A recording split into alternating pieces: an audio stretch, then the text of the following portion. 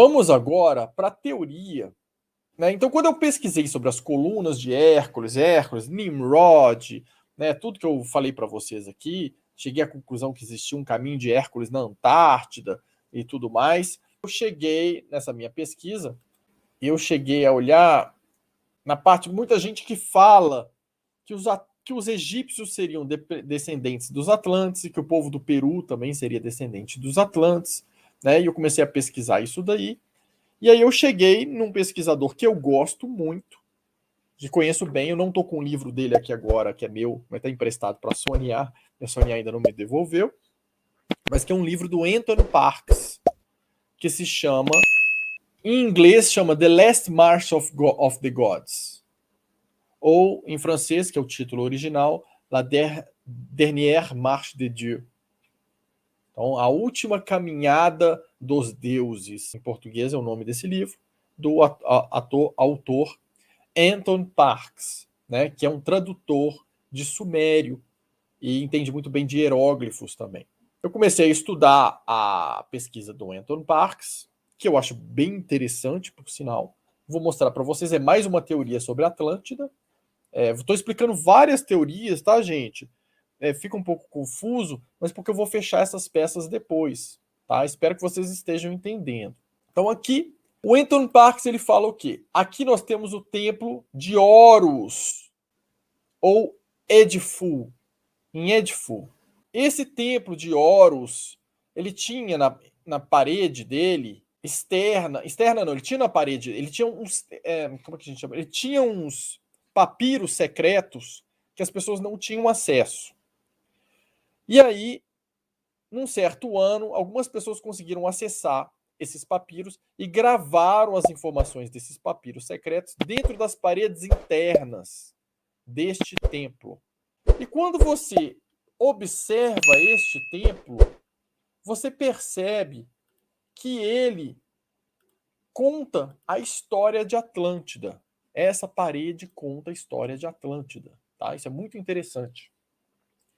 Então perderam-se os documentos depois, mas a parede interna ficou, né, com as informações. E aí, apesar dessa parede ter sido depredada, tiveram autores que antes disso ter acontecido fizeram traduções, ou bateram fotos, ou anotaram símbolos. Então o Anthony Parks ele buscou durante muito tempo os fragmentos desses textos que estão escavados aí na parede dos muros do templo de Edfu e que conta a história de Atlântida. Essa parede fala da história de Atlântida. Então aí a gente acha pela primeira vez, além do recito do Platão, né, que o Solon contou para o bisavô dele, que contou para ele, né, nenhum desses viveu nada daquilo, mas é a informação que tinham, né, um telefone sem fio danado. Pela primeira vez a gente tem alguma informação gravada, palpável na história falando de Atlântida. Atlântida, ela é descrita da mesma maneira que no Critias, pelo Platão, né? E ela é chamada Bu-Enem, essa parede. Bu-Renem é o nome que dão, né? Todos os detalhes da história da Atlântida, as guerras, as catástrofes, as hecatombes, estão escritas nesses muros de Edfu. São escrituras sagradas que durante muito tempo eram incompreensíveis para os egípcios, né? Porque, apesar de fazerem parte da tradição deles, eles não entendiam o que estava sendo contado ali. Então fala por que eles sobreviveram através do tempo a essas escrituras que ficaram ali dentro, né, preservadas, sem eles entenderem o que aquilo ali queria dizer. E esses textos eles vão narrando uma sucessão de destruições de mundos por antigos deuses num conflito armado e o final de uma civilização. Então é isso que está escrito nesse texto, tá, gente? Então não é simplesmente veio um dilúvio e, né, ou um terremoto e afundou o negócio, não é por aí que é contado ali.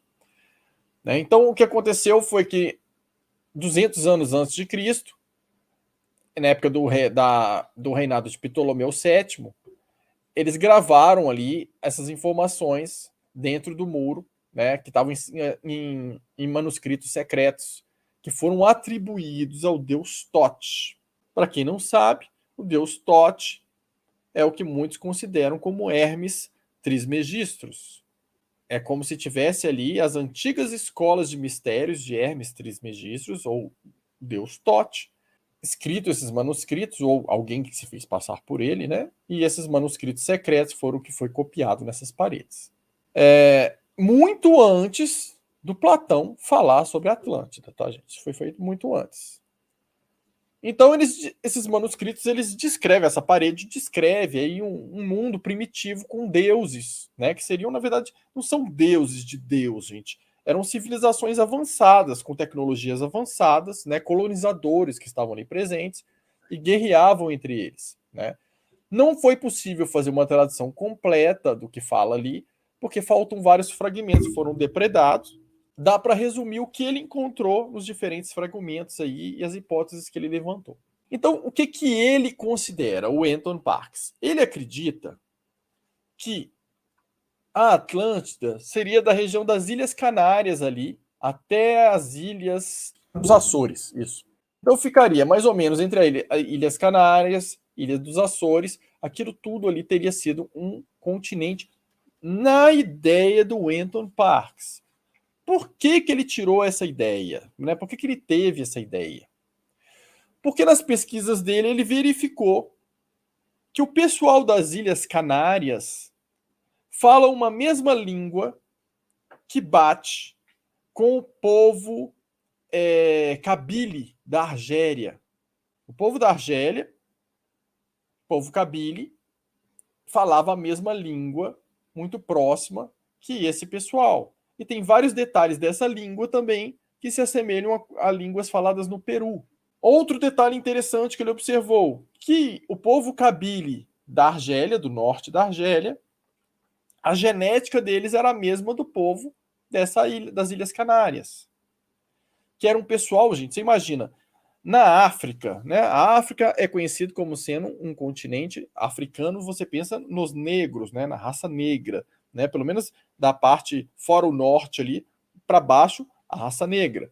Na parte do norte, como teve a invasão árabe, né? Então nós temos também a genética dos árabes ali na parte norte. Então, quando você tem Marrocos, Tunísia, Argélia, é uma parte mais de genética bem árabe presente ali, a língua árabe, a religião árabe bem presentes, e ali não é tanto a África dos negros, né, no norte da África. Agora vocês imaginem, na Argélia e em vários pontos também do Marrocos, em outros pontos ali do norte da África, vocês encontram um povo que é ruivo, que ele não é nem árabe, por genética, né, e nem africano negro. De onde veio esse povo? Então, o Anton Parks ele percebeu que nas Ilhas Canárias também tinha esse povo ruivo. Né? Então, daí ele acredita que os Atlantes, esse templo de Edifu, fala lá que existia um templo de Edifu original que teria sido em Atlântida, em Poseidon. E que esse templo de Edifu foi destruído no cataclisma e que os líderes saíram de lá e foram até o Egito e construíram esse outro templo de Edifu, contando a história toda como sendo uma cópia. O que acontece muito quando, né, nas imigrações, você pega os franceses, por exemplo, de Orléans, na França, ou Orleans, em inglês, eles foram para os Estados Unidos e fundaram New Orleans, Nova Orleans. Então acontece muito de um grupo, quando sai e migra de um lugar para o outro, eles chegam e tentam reconstruir a terra natal deles. Saiu de Edifu, que ficava na Atlântida original, chegaram no Egito e construíram esse templo de Edifu. Essa é a teoria dele. Tem alguns furos para mim que eu vou apresentar por quê. Pessoal, vocês podiam só comentar para mim, por favor, quem está assistindo aí, se está dando para vocês entenderem o que eu estou falando ou se está muito confuso.